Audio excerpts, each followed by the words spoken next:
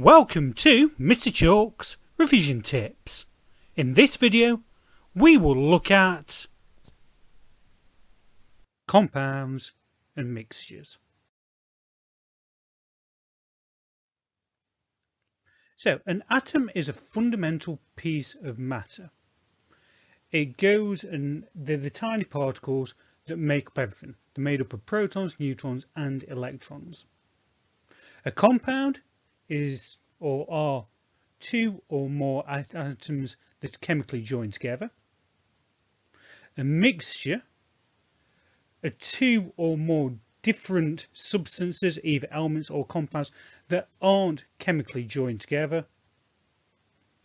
And when we look at electron structure, that is how we go and we describe how electrons are orbiting the nucleus within an atom. So atoms consist of electrons surrounding a nucleus, and the nucleus is made up of protons and neutrons. Electrons form what are called shells.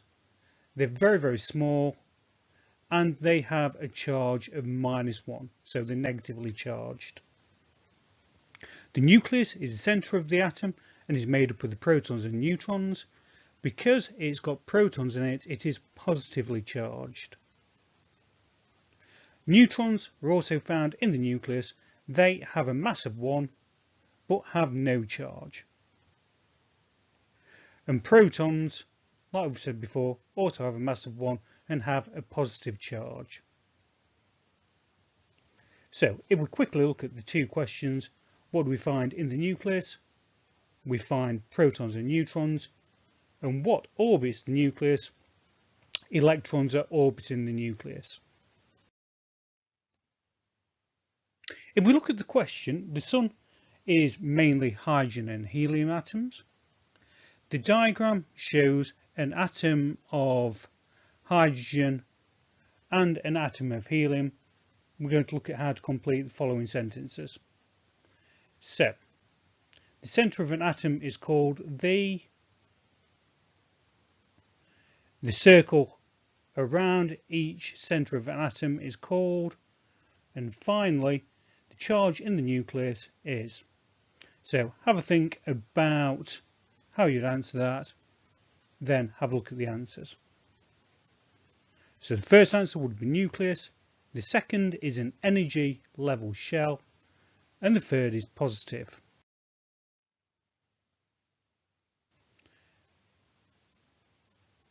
If we look at this hydrogen and helium atom again, so the diagram there is showing a helium atom. So how many protons are there in a hydrogen atom? How many electrons are there in a helium atom? And what is the mass number of an helium atom? Let's pause the video, have a think, then answer. So how many protons are there in a helium atom is 2. How many electrons there are? There is also 2, and its mass number is 4. The electron structure of an atom describes how electrons orbit the nucleus. There are a few instructions that we can use or think about when doing this. So the first shell can hold a maximum of 2 electrons, and all of the other shells after that can hold a maximum of 8 electrons. When drawing them, always go and pair them up after you go by or above 4 electrons. So if we look at this question, so the electronic structure of a neon atom is shown in figure 2. Explain what is wrong with it. Pause the video, have a think, then have a look at the answer. So there are too many electrons in its first energy level shell. There should only be 2. There are too few electrons in its second. Neon has 10 electrons, not 9. They are the main things that you need to talk about.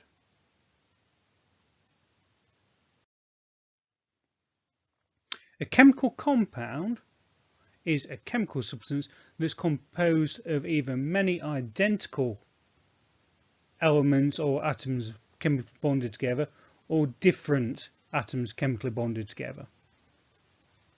A pure substance is made of one type of element chemically bonded together, and elements bonded together in fixed ratios can also be represented by formulae.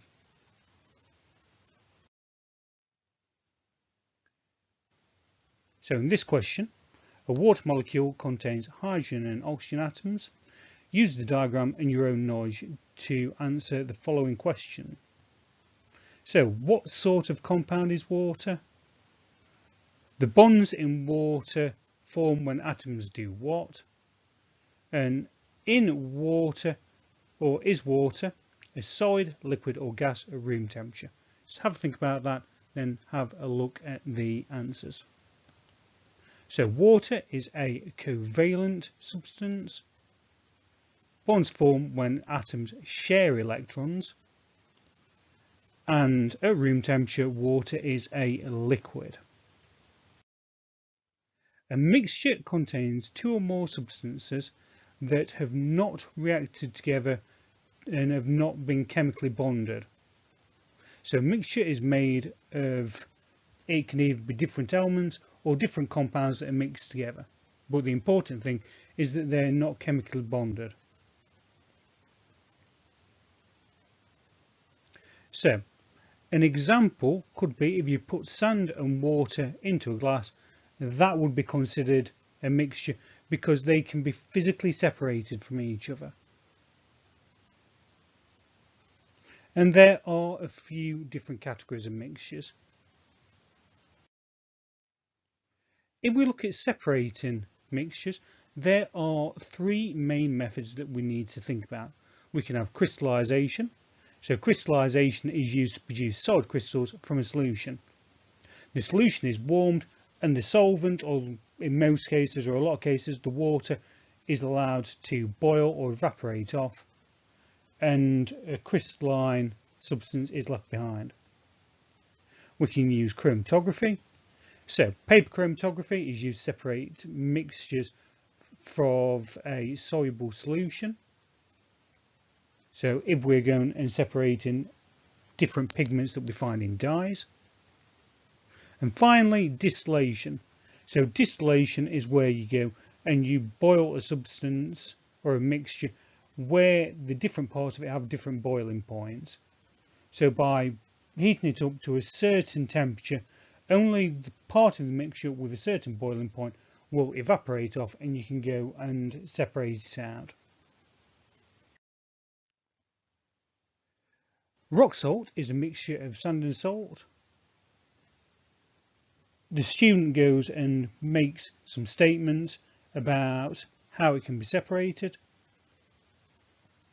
So the first thing is place the salt in the rock or the rock salt in a beaker, add 100 centimetres cubed of water, allow the sand to settle to the bottom of the beaker, carefully pour the salty water into an evaporation dish and heat the contents with the dish with a Bunsen burner until salt crystals start to form.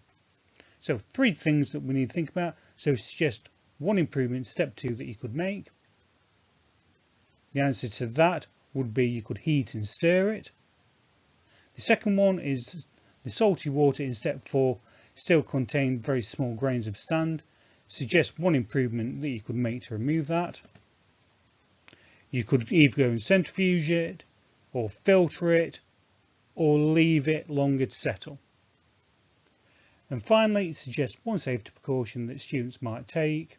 So it's the same as when you're making or heating anything. Wear an apron or wear safety goggles. Thanks for watching.